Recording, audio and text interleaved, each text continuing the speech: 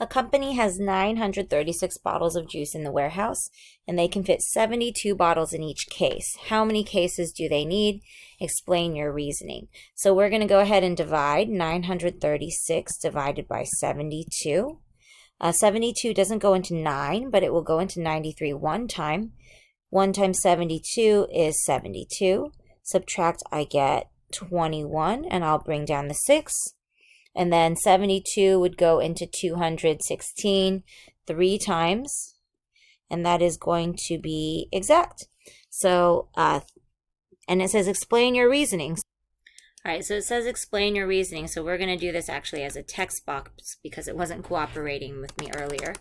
They need 13 cases to hold the bottles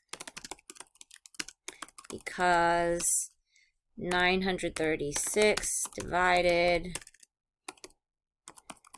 by 72 equals 13. There we go.